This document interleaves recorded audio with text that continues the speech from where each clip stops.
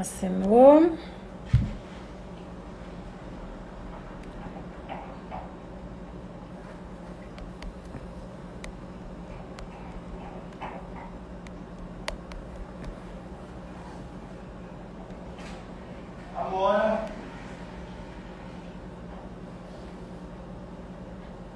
Aí o convite não, tá indo para outras pessoas, mas para Janaína não vai.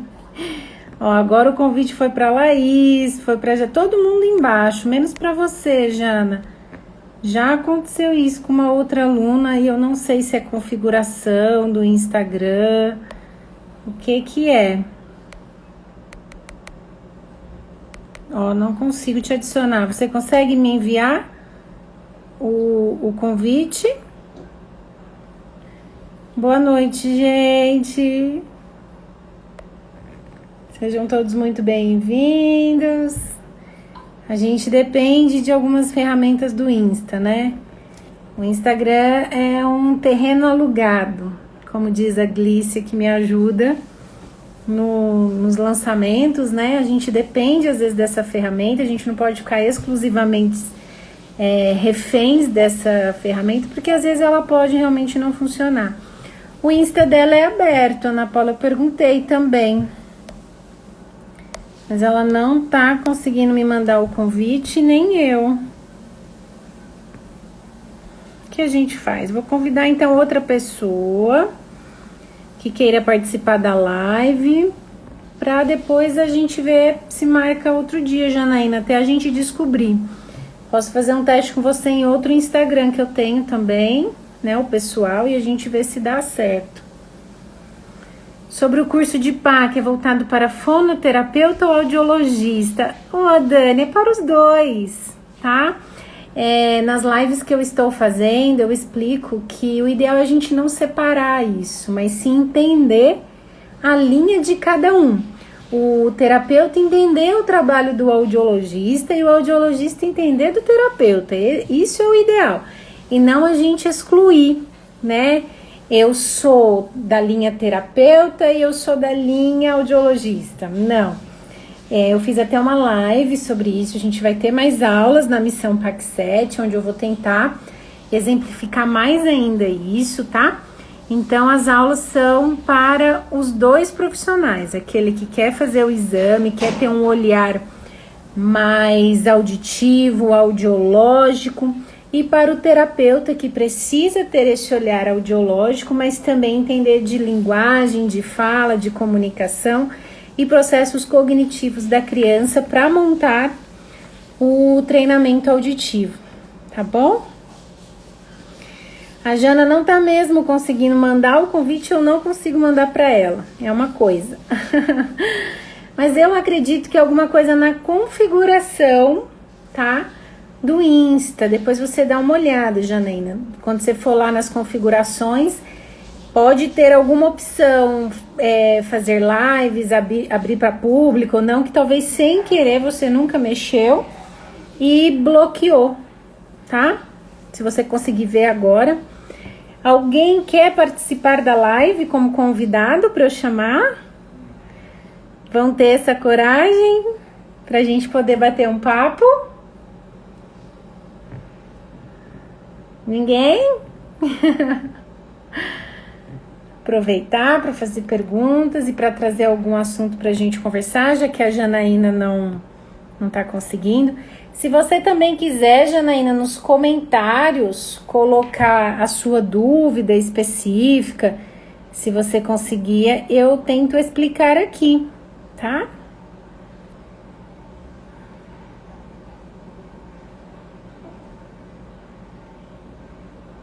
Tem muitas fonos aqui. Nenhuma vai fazer pergunta?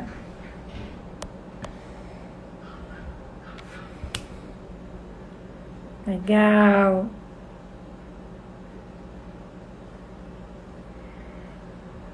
Então tá, então vamos conversar. Vocês querem conversar sobre crianças? Aí, pronto, veio a primeira pergunta. O exame do PAC é feito na idade escolar, não é isso?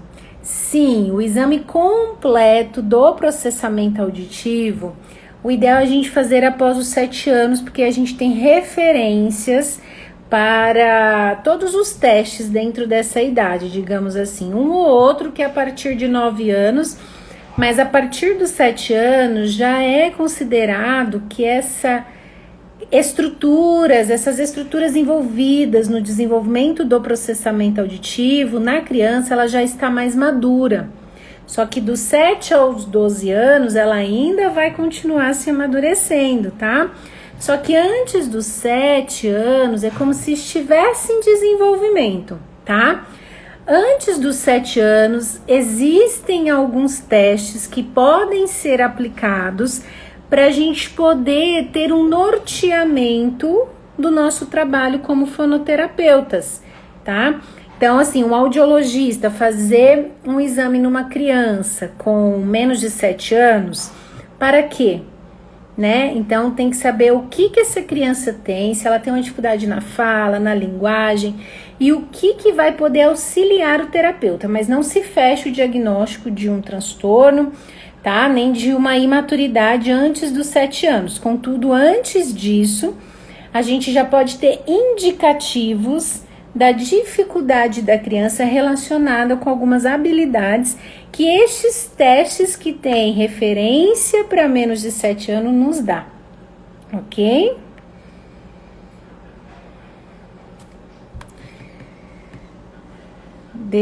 Antes do exame deve ser feita a audiometria completa. Isso, Dani. Antes dos 7 anos, o ideal é fazer toda a audiometria, os exames audiológicos comportamentais. Então, audiometria, imitanciometria, ou BERA, que eu friso muito, né? Que é ideal pedir, principalmente nas crianças com alterações de fala e linguagem, tá? Pra gente ter uma bateria completa da criança antes dos 7 anos, até para nos respaldar de que essa criança não tem nenhuma dificuldade na entrada auditiva, né? E que seja essa a causa das dificuldades de fala e linguagem. A Janaína enviou uma pergunta. Tenho uma criança de 3 anos, imita, aponta, mas daí quando damos ordens simples, a criança demora para entender, tipo, pega a bola, ela demora para entender. Tem 3 anos, imita, tá. Esse demorar, talvez faz parte do desenvolvimento da criança. O tempo de resposta da criança não é igual ao nosso, tá? Esse processamento dela ainda está em desenvolvimento. E olha só, pega a bola, até ela receber essa informação, processar, dá o comando para o corpo dela em direção à bola, o tempo é bem maior do que o nosso. Podem existir outras crianças com maiores prontidão? Sim.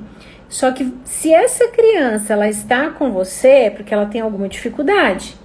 Então, esse processamento dela deve estar mais lento. Então, você pode começar a estimular nela essa linguagem compreensiva cada vez mais, tá? E ver se é só nessas questões motoras, pega isso, pega aquilo, se ela consegue compreender e te mostrar outras coisas, que não dependam só do levantar e do pegar, tá? Que não dependam só da ação dela, porque as funções executivas da criança ainda estão em desenvolvimento. E você planejar uma ação, executar, organizar o seu corpo e executar, isso depende de habilidades de função executiva, cognitivas, que são feitas e depende dessa parte do cérebro, do comando, tá? Então, dê ordens mais simples ainda do que isso para você observar, tá? Então, você pode ver essa compreensão dela antes de dar a ela uma ordem que exige essa programação. Então, por exemplo, você pode pegar o gato e o cachorro. Qual que faz au-au? Qual que faz miau? E aí você vai vendo se essa compreensão dela está ok. E aí, se tiver ok, você vai para o mais abstrato ainda. Você pega um copo e você pega um prato. E aí você pergunta para a criança, qual que a gente usa para beber água? né? Então, essa linguagem compreensiva da criança, por mais que possa parecer estar boa, pode estar sendo preciso estimular mais para que vá para o corpo dela, para a execução de pegar algo e te entregar. Observa a interação também.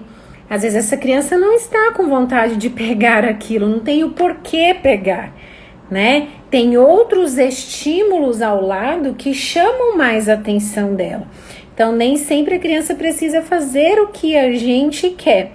Observe em cima do que ela te traz, se ela tem boa interação.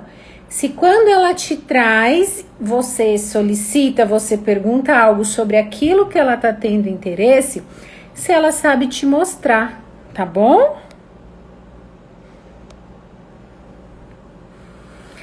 Quando uma habilidade está alterada no exame de PAC, já considera o transtorno do processamento auditivo central?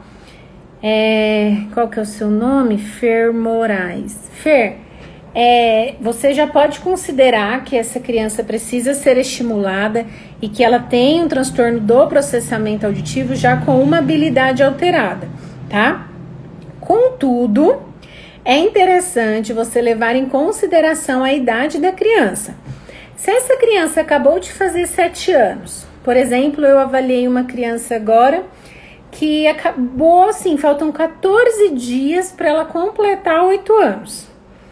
Então, eu já fiz o teste dela com referências para 8 anos, então tá um pouquinho abaixo, tá? E essa criança não tem tantas queixas, é porque a mãe, ela é muito atenciosa, é uma criança que já fez terapia de fala comigo, inclusive tinha muita dificuldade no R vibrante. A gente conseguiu, por meio de estimulação do processamento auditivo, mesmo antes de fazer o exame. E a única queixa da mãe é que ele é às vezes desatento, tá? Então eu sugeri a ela, quando tivesse perto de fazer aí 8 anos, né, mudando de ano na escola, viesse pra gente fazer se continuasse com essas questões atencionais. E aí a mãe veio, a gente fez, não tem queixa nenhuma, só tira 10 na escola, já tá lendo, sabe? E aí eu vi algumas habilidades alteradas e realmente o exame dele fecha em integração, só que eu não olho apenas para os exames de integração, tá? Eu olho para as habilidades que antecedem isso, mas quando eu faço o exame, o fonoaudiólogo que faz, o audiologista que faz, a gente precisa concluir esse exame, tá? Então, mesmo que a criança tenha uma dificuldade lá em atenção seletiva, isso compromete outras habilidades mais superiores ou não? Então, o audiologista tem que relacionar com a queixa, por isso fazer uma boa anamnese, tá? Então, no caso desse meu paciente, ele não tinha dificuldade em atenção seletiva, ele tinha uma dificuldade em interação, tá? Mas muito baixa, lembrando que, inclusive, o de interação é feito a partir de 8 anos, então eu considero que ele está nesse amadurecimento, tá? E quando eu vou para os testes de integração de código de dígitos, dá um pouquinho só rebaixado em integração. E uma das orelhinhas de atenção direcionada também dá um pouquinho rebaixado. No de nomeação também dá um pouquinho rebaixado, tudo bem pouquinho. E aí eu vou ver com a queixa. Então eu considero sim que essa criança ela está com uma imaturidade no desenvolvimento do processamento auditivo. Pode ser sim um transtorno, mas que a gente já pode estimular, tá? Então tudo é um pouco de bom senso. Quem precisa saber fechar isso é quem faz o exame. Por exemplo, vou dar mais uma questão desse caso. Eu apliquei o SSW, porque eu gosto do teste, tá? Então, ele teve essa leve dificuldade de código de dígitos, que é um teste de baixa carga linguística, que me mostrava uma dificuldade de integração binaural, tá? E por consequência dessa dificuldade de interação, e dificuldade não, mas talvez uma imaturidade, né? E aí no SSW, eu fiquei na dúvida se era decodificação ou integração. E aí eu recalculei, pensei no caso e fechei como integração. Porque nada me dava indícios de decodificação. A resolução dele do RGDT, excelente. 4 milissegundos, tá? Então, o audiologista que faz o exame, ele também tem que ter uma interpretação dos testes que ele faz para fechar o relatório, para que o terapeuta possa fazer um bom treinamento auditivo. Eu falo demais, né? Deu para entender? Mas por isso que nas aulas do Missão PAC 7, o legal é estarem todos os dias, tá? Para que esse raciocínio possa se fechar. Quais testes são esses que você se refere de fazer antes do exame PAC, antes dos 7 anos? Juliana, você pode fazer o PSI, tá? O de código de dígitos tem referência para 5 anos, tá? Então, dentro do protocolo, quando você compra, se você comprar a bateria aqui do Brasil, você vai ter essas referências de quais testes tem lá normalidade para abaixo de 7 anos, tá bom? Se eu posso dar exemplos das dificuldades para cada habilidade? Posso, só que as lives que eu estou fazendo, amanhã a gente vai ter outra, e nas aulas do Missão PAC 7 eu vou exemplificar em detalhes, tá? São muitas informações, mas vamos lá. Uma das primeiras habilidades do processamento auditivo é atenção seletiva, figura fundo. A criança que tem essa dificuldade, ela vai ter dificuldade em selecionar um foco diante de outros estímulos, tá? Ou então ela vai ter dificuldade em manter esse foco em um estímulo diante de outros estímulos, tá? Então é aquela criança que o tempo de atenção é curto, é aquela criança que quando tem 2 informações, ela quer dar atenção para as 2 informações, tá? Depois a gente vai para a habilidade de interação. Vocês vão ver lá no vídeo dos carrinhos que eu fiz, né? O caminho. Então, geralmente, interação compromete integração, tá? Habilidade de interação, essas informações elas têm que correrem juntas no mesmo tempo para poder chegarem juntas lá nos hemisférios centrais, tá? Então, se eu tenho uma dificuldade na aferência e na condução desse som, essas informações elas vão chegar atrasadas lá no córtex auditivo primário. Elas vão chegar? Vão. Então, geralmente é uma criança mais lenta, que precisa de mais tempo, tá? Para processar essa informação auditiva, ok? Depois que esse som passou via lá corpo caloso e aferência, ela vai para o córtex auditivo primário. Córtex auditivo primário, como vocês vão ver lá no vídeo dos carrinhos, é o pedágio. É ele que é responsável por decodificar o som, por nos fazer compreender uma informação linguística, deixando de ser puramente uma informação sonora e passa a ser uma informação linguística, né? Então, para isso é importante ter percepção de tempo, identificar o intervalo entre 2 estímulos, identificar o padrão de estímulo. Então, a gente tem testes para isso, quando chega o som lá no córtex auditivo primário, que é o RGDT, é o PPS, que são os testes de padrões de frequência, duração, certo?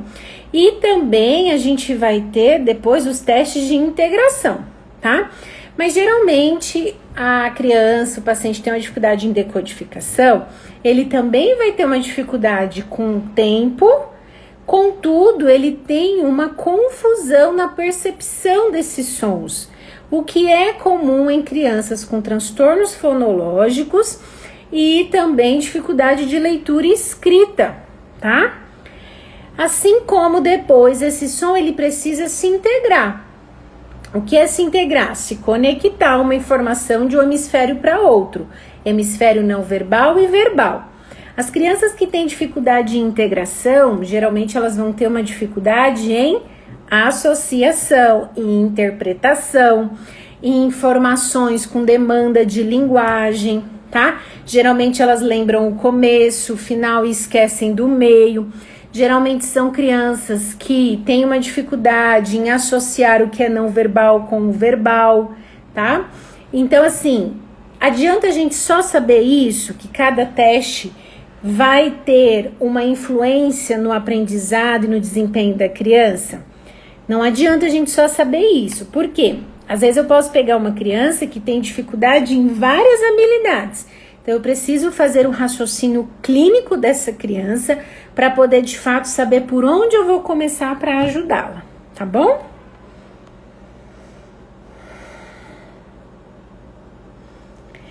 Todas as trocas fonológicas, a gente pode considerar que há uma falha no processamento auditivo, tá, Sulamita? Todas as trocas que já passaram da idade, essa criança continua e não adquiriu o som correto, a gente já pode considerar que dentro da hierarquia do desenvolvimento do processamento auditivo, ela está precisando ser estimulada, tá bom?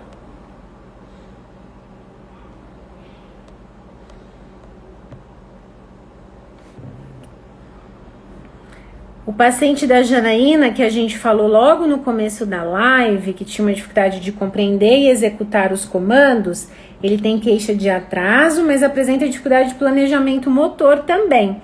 Então, observa se ele não tem uma dificuldade também de planejamento motor de fala e observa se esse planejamento motor não está com dificuldade, porque antes disso ele está com dificuldade em iniciar a atividade, tá? Então, algumas crianças têm dificuldade nisso, é como se o comando do cérebro para executar não fosse. Então, a gente tem que ajudar essa criança, tá? Dar os prompts para ela. Mas sugiro uma avaliação com uma terapeuta ocupacional também, para poder te ajudar, tá, Janaína? Tudo que é corporal vai influenciar no desenvolvimento da fala e da linguagem. É um tripé, tá? É um tripé, é uma pirâmide. Precisa que esse desenvolvimento corporal da criança esteja alinhado, esteja se desenvolvendo também, porque senão vai ter algum reflexo no desenvolvimento da fala e da linguagem.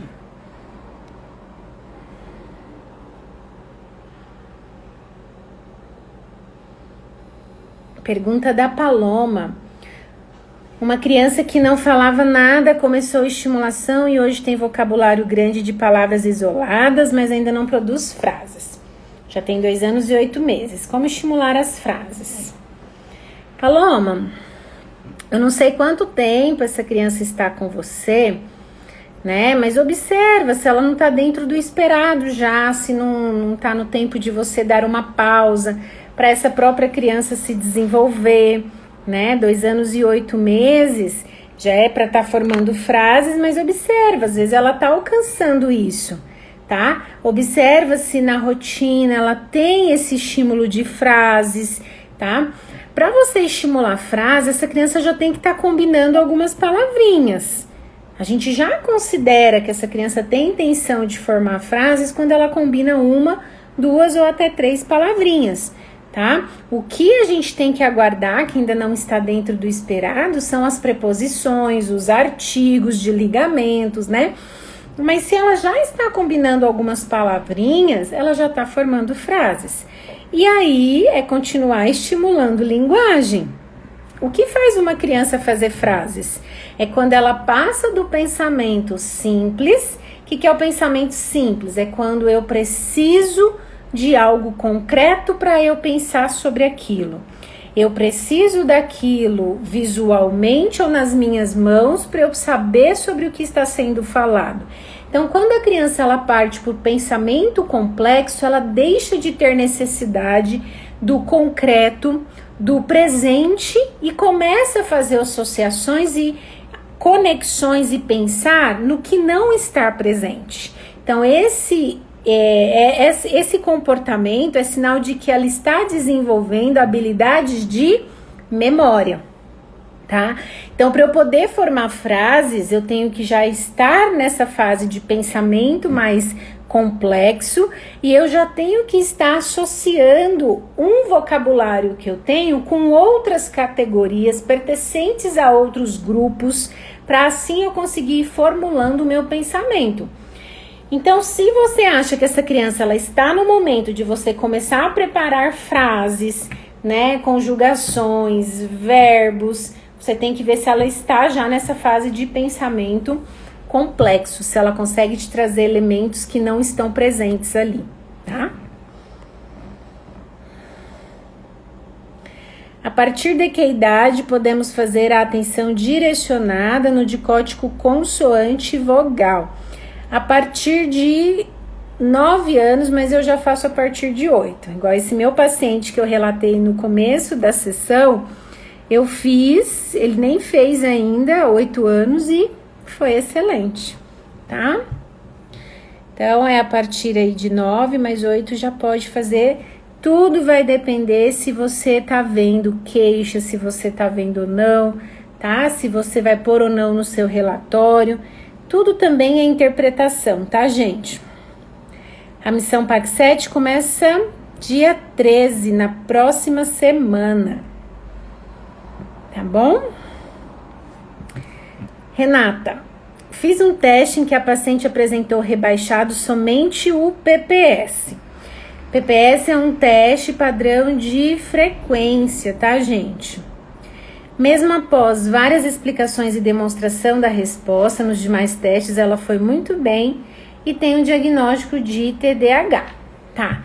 No PPS, Renata, ela teve dificuldade em imitação e análise, né? Imitação e nomeação? Ou foi só em nomeação e em análise ela foi bem? Tá? Então eu preciso saber disso para poder te ajudar. E aí a sua dúvida é como fechar o relatório? Se eu consideraria transtorno? Eu consideraria qual é a idade da criança? Eu consideraria, vamos imaginar que ela tem uma dificuldade só em nomeação. Imitação ela foi bem, tá? E aí então ela tem 7, 8 anos. Por que a gente tem que ter cautela até os 12, gente? Porque até os 12 esse desenvolvimento ainda está acontecendo, tá? Ainda está acontecendo. Por mais que a gente saiba que a partir dos 7 anos, essas estruturas e habilidades já podem ser avaliadas, porque já teve um neuroamadurecimento completo, até os 12 anos, ainda vai ter um refinamento, tá? Dessas habilidades. Então, os exames, eles podem mudar muito de uma idade para outra. Isso está até nos livros, tá? Então, eu consideraria que essa criança, ela tem uma dificuldade na análise de fala, tá? Em padrões não verbais e verbais de fala. Eu colocaria isso, tá? Em sair do não verbal pro verbal, se ela for bem em nomeação, tá? Em imitação, desculpa. Então, você pode considerar uma imaturidade que essa criança está apresentando na habilidade não verbal e verbal de fala.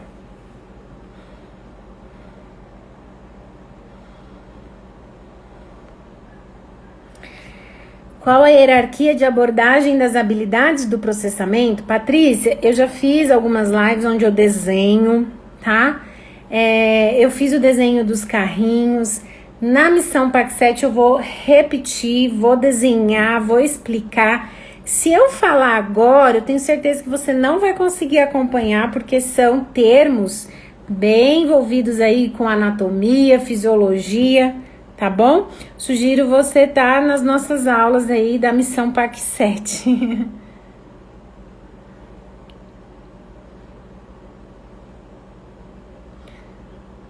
10 anos. Renata, então você pode considerar sim que essa criança ela tem uma imaturidade / um transtorno, só que você precisa ver qual está sendo a dificuldade dessa criança. Por que ela veio fazer esse exame de processamento auditivo?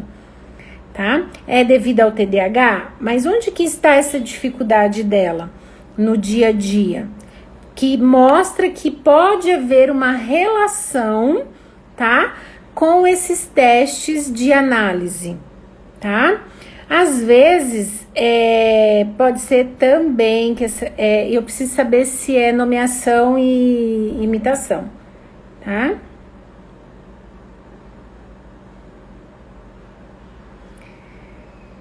Qual os testes que mais correlaciona com TDAH e dislexia? Tá. Não tem um teste exclusivo, é a bateria de testes que a gente aplica que a gente vai poder correlacionar ou não, tá? Para começar, o teste de processamento auditivo, ele está avaliando os hemisférios temporais, né? Então, nós aprendemos por todas as entradas sensoriais que a gente tem, os 5 sentidos. O processamento auditivo é uma entrada. Só que por mais que eu esteja recebendo informações auditivas, visuais, táteis e sinestésicas, quem vai processar essas informações é o meu frontal, o motor do meu cérebro. Então, a criança com TDAH, ela tem uma dificuldade nesse motor, tá? Ela tem uma dificuldade em controle inibitório, em manutenção da atenção, na memória, no planejamento e na execução, mas por isso que é necessário fazer uma avaliação neuropsicológica na criança com TDAH para a gente saber quais são as habilidades defasadas, porque também não vão ser em todas, tá? Então, quando a gente vai fazer o exame do processamento auditivo, a gente tem que tentar ao máximo excluir o que é frontal, o que é planejamento, o que é memória e tirar as interferências das outras entradas para a gente ter de fato uma informação puramente auditiva. Então, dentro do teste do TDAH, a gente vai ter, dentro do dicótico consoante vogal, uma habilidade de atenção direcionada, que esse teste nos mostra quando há uma melhora naquela orelha que respondeu menos do que a dominante. A gente vê que essa criança, ela consegue dominar bem o processo atencional dela, tá? De planejamento e de execução e de tempo de atenção. Quando no dicótico dicótico consoante vogal, é muito teste, né, gente? Essa resposta que eu peço para a criança prestar atenção na orelha, que não é a dominante, ela não melhora, me dá indícios de déficit em função executiva, tá? E aí a gente relaciona se essa criança tem ou não uma questão de TDAH, tá? Agora, o teste como um todo, a gente tem que saber interpretar, ok? Se essa criança está medicada ou não para fazer o teste, como foi o comportamento dela durante o teste, se por mais que a gente tenha tentado controlar a interferência de outras entradas, se a gente conseguiu de fato fazer com que ela respondesse só o que é auditivamente, tá? Agora, a dislexia, a dificuldade está bastante em decodificação, tá? Resolução de tempo lá no córtex auditivo primário e nessa parte também de imitação e de análise de padrões, ok? Só que, mais uma vez, a gente não olha para testes isolados e não é um teste isolado que vai nos correlacionar com outro diagnóstico. A gente tem que fazer um raciocínio clínico de todos os testes e conclusão do relatório junto com a queixa do paciente, tá? O paciente com dislexia, ele pode ter junto um transtorno do processamento auditivo? Sim. Tá? E às vezes esse transtorno do processamento auditivo não correlaciona de fato com a dislexia? São outras habilidades que precisam ser estimuladas? Sim, tá? Da mesma forma no TDAH. Contudo, os estudos correlacionando dentro do TDAH e do processamento auditivo mostra que essa criança, quando ela toma uma medicação ou quando há um controle dessa parte, dessa região frontal, o processamento auditivo melhora, tá? Dificuldade em manter a atenção. Eu ainda não vi sua resposta, Renata. Talvez eu pulei aqui. Se é em imitação e nomeação ou se é só em nomeação. Ah, são os dois. Entendi. São os dois. Tá. Então você vai considerar que essa criança, ela tem uma dificuldade, tá? Em processos não verbais e verbais, tá? E aí você pode considerar que se você estimular isso, você vai ajudar sim a criança, tá? Então essa dificuldade atencional dessa criança pode ser porque ele tem dificuldade, tá? Em associar rapidamente o que é não verbal com o verbal. Então, geralmente, ele precisa de mais pistas visuais, ele precisa de mais apoio, ele precisa que fale devagar com ele precisa de pistas bem expressivas tá? O déficit de atenção, gente, às vezes, tá? Vou falar que é algo que eu observo nas minhas crianças e que a prática clínica me ensinou, tá? Nem sempre o déficit de atenção é porque essa criança, ela tem de fato uma dificuldade atencional. Geralmente é uma dificuldade de compreensão que parece um déficit atencional. Então, às vezes, essa criança, ela tem uma dificuldade em compreender informações, tá? Em associar rapidamente informações não verbais com verbais. Um exemplo, por exemplo, ela tem dificuldade com fábulas, com linguagem mais metafórica e associando com realidade. Às vezes é uma criança imatura, que ainda está muito no mundo da fantasia. Às vezes é uma criança sensível, tá? Que tem dificuldade em entender quando, por exemplo, está recebendo uma ordem e uma bronca. Então, isso você vai tentar observar quais são as queixas, além dessa dificuldade de manter a atenção, ok? Porque senão é uma terapia cognitiva que você tem que fazer, neurocognitiva aí com uma neuropsicóloga. Então, dentro do seu planejamento, incluir bastante questões atencionais e de função executiva, tá?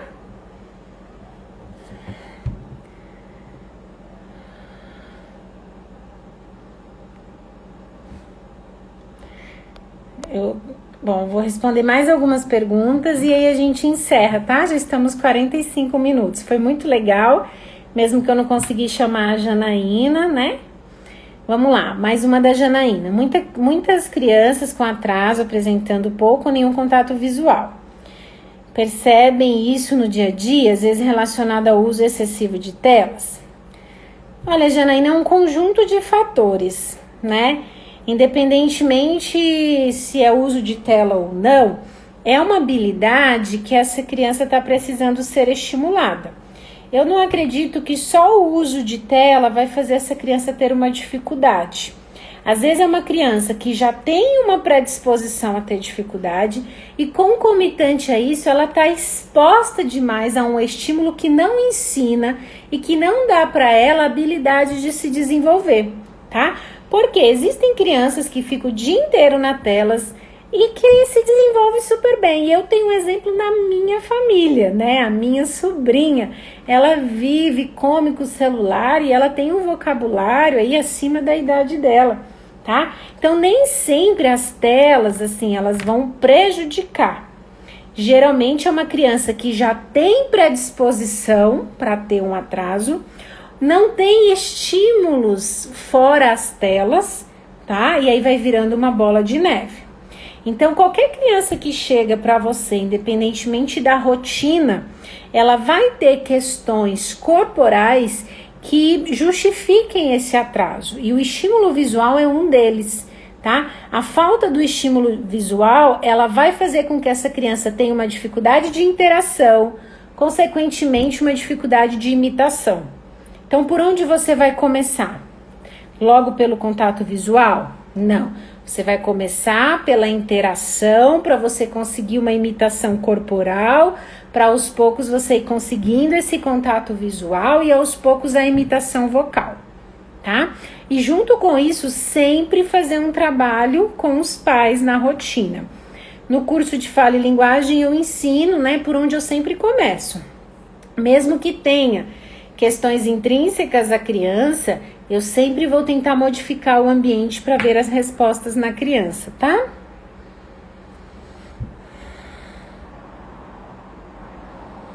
Você solicita exames eletrofisiológicos como BER-P300 antes de iniciar o treino auditivo? Laís, as minhas crianças geralmente elas já vêm com esse exame. Graças a Deus aqui em Brasília a gente tem esse costume de solicitar, os neurologistas inclusive solicitam muito, tá? BER-P300. Então as minhas crianças já vêm com esses exames e se não viesse, sim, eu pediria para complementar a avaliação do processamento auditivo, tá? E assim a gente poder fazer o treinamento. Inclusive o P300 é um teste que nos norteia também no prognóstico e na evolução da criança, tá? Renata, não sei se eu consegui te explicar bem. É porque o termo, gente, fugiu direitinho na minha cabeça. Eu tô meio esquecidinha, mas eu vou olhar, tá? E te passo, mas acho que eu consegui te entender, te explicar na prática, né, o que acontece. Eu que agradeço, Dani. Elaine, presente. Vou te chamar, Elaine, pra você participar. Hoje o tema, não tem tema específico, né? Hoje foi um bate-papo, a gente tirar dúvidas, estudando comigo. Amanhã tem tema, tá? Na nossa live de amanhã vai ser sobre processamento auditivo, recursos para terapias, tá bom? E aí a gente se vê então amanhã na live específica de PAC, tá bom? E todos preparados aí para a missão PAC 7, né? Quem não se inscreveu, o link tá na minha bio. É só se inscrever, são 7 dias de aulas online e gratuitas, tá bom? E Jana, depois amanhã a Carol te manda uma mensagem pra gente tentar remarcar e fazer um teste em outro Instagram, talvez é só algo que aconteceu hoje, tá bom? Amanhã 7 horas, todas as minhas lives são 7 horas da noite.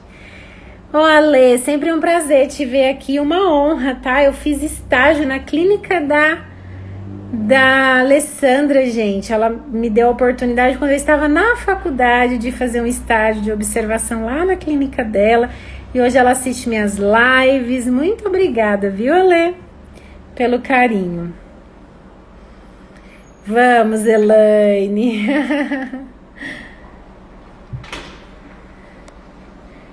Sobre o efeito auditivo, eu não sei o seu nome, MCA. Eu teria que, uma novela, porque faz parte de um teste que muita gente não aplica, porque é um teste linguístico, né? E é a mesma dúvida que a Elaine tem bastante a respeito do teste SSW, tá? Para vocês entenderem os efeitos, vocês precisam entender como o teste é aplicado e como cada coluna é quantificada. Cada coluna é de acordo com a apresentação do som. Então, o efeito auditivo vai ser de acordo com que esse som foi apresentado em cada orelha. Mas é só desenhando. Mas a gente vai marcar outro dia, tá bom, Janaína? Eu que agradeço, gente, pelo carinho. Tá bom, Margarete? Entra na missão PAC 7, que talvez eu tire um dia específico para explicar sobre esse SW, tá? Que é o único teste que tem esse efeito, que era um teste que quantificava o grau do processamento auditivo, mas ele foi retirado da bateria. Então tem um pouquinho aí de pessoas que defendem ele, outras que não. Mas eu já expliquei em algumas lives que a gente tem a liberdade para escolher a nossa bateria, desde que esteja dentro da bateria mínima proposta pela ASHA, né? Mas a gente pode aplicar. Então, é treinando, tá? A gente combina um dia para falar sobre o SSW. Só para quem quiser, tá bom? Então, um beijo, boa noite, gente. Até mais.